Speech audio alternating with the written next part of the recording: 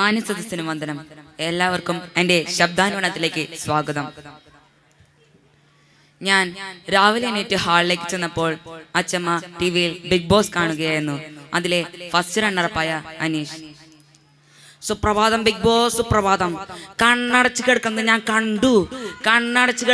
കണ്ടു. You are creating drama. അതിലെ മറ്റൊരു മത്സരാർത്ഥി പുറത്തായ സാബുമാൻ. അത് പിന്നെ ലാലേട്ട, അത് ഞാൻ ആലോചിക്കായിരുന്നു. അതെന്താടാ അങ്ങനെയാടാ.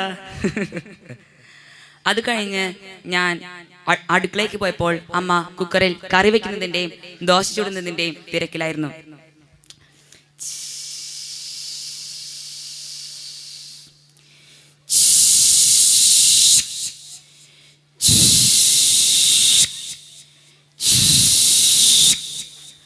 അത് കഴിഞ്ഞ് ഞാൻ ബാഗെല്ലാം ഒതുക്കി വെച്ച് സിബടച്ചു.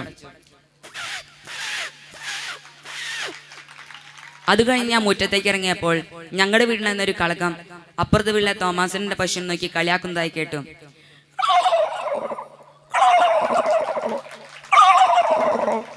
അപ്പോൾ തോമാസിന്റെ പശു എന്നെ നോക്കി കരഞ്ഞു.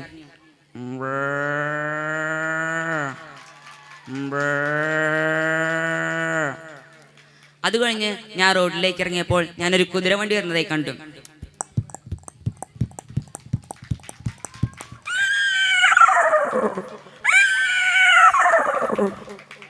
അത് കഴിഞ്ഞ് ഞാൻ പുറകിലേക്ക് തിരിഞ്ഞപ്പോൾ എൻ്റെ പുറകിലുണ്ടായിരുന്ന ഒരു തെരുവാട്ടി എന്നെ നോക്കി കുറച്ചു.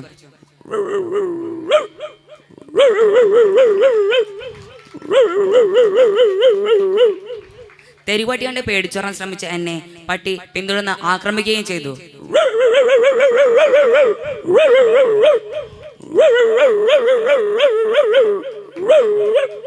അപ്പോൾ അവിടെ ഉണ്ടായിരുന്നൊരു വഴിപോക്കാൻ പട്ടിയെ കല്ലെടുത്തെറിഞ്ഞ് ഓടിപ്പിച്ചു.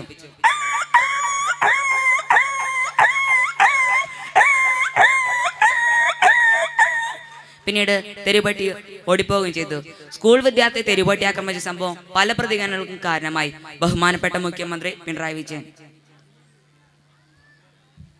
എനിക്ക് പറയാനുള്ളത്, തെരുവട്ടികൾക്കെതിരെ വേണ്ടത്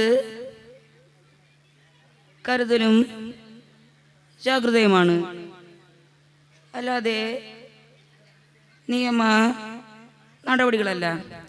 ബഹുമാനപ്പെട്ട ശ്രീ വെള്ളാപ്പള്ളി നടേശൻ.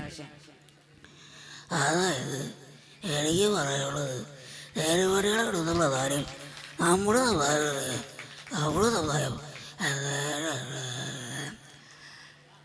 ബഹുമാനപ്പെട്ട നമ്മുടെ MP ശ്രീ സുരേഷ് ഗോപി. തെരുവട്ടിയാണെങ്കിൽ വേണം, ഞാൻ അങ്ങെടുക്കുക, ഇനിയൊരു കുട്ടിക്കും ഈ ഗതി വരരുത്. നമ്മൾ വളർത്തുന്ന പട്ടികൾക്ക് യജമാന്റെ സ്വഭാവമായിരിക്കുമെന്ന് മഹാനടൻ മമ്മൂട്ടി പറഞ്ഞിട്ടുണ്ട്. ഇലക്ഷനൊക്കെ കഴിഞ്ഞല്ലോ. ഇനി ഇലക്ഷന് മുമ്പ് നമ്മൾ നമ്മുടെ സ്ഥാനാർത്ഥികളുടെ വീട്ടിലേക്ക് ചെല്ലുമ്പോൾ അവിടെയുള്ള പട്ടിയുടെ പ്രതികരണം.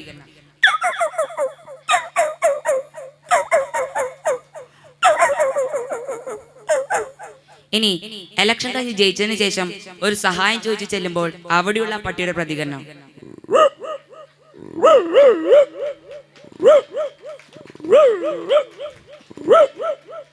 ഇനി സംശയാലയ ഒരാളുടെ വീട്ടിലേക്ക് ചെല്ലുമ്പോൾ അവിടെയുള്ള പട്ടിയുടെ പ്രതികരണം.